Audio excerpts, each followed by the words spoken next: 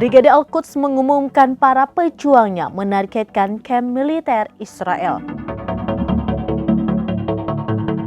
Brigade Al-Quds mengumumkan bahwa para pejuangnya menargetkan kamp militer Israel. Kamp tersebut diserang Al-Quds menggunakan tembakan berat.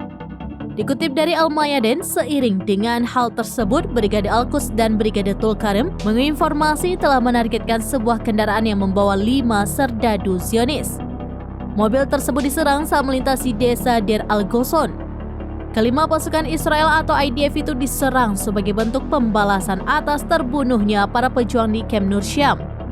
Warga pun langsung mengerubungi mobil yang berisi 5 serdadu Zionis itu. Seiring dengan hal itu, Kementerian Kesehatan Palestina mengatakan bahwa 4 pemuda menjadi martir. Saya militer Gerakan Jihad Islam Palestina itu diketahui juga tengah berduka atas gugurnya komandan mereka di tepi barat.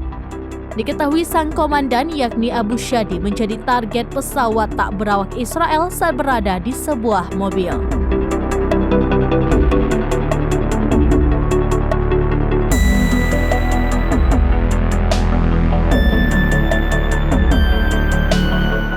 Demikian informasi terkini Syedaralun. Saksikan terus beragam informasi lainnya.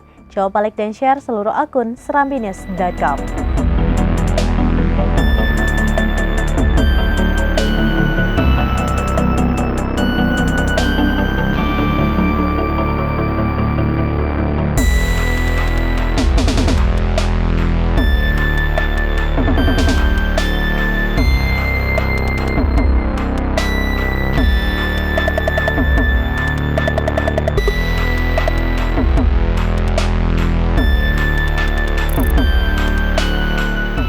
Download Tribun X sekarang, menghadirkan lokal menjadi Indonesia.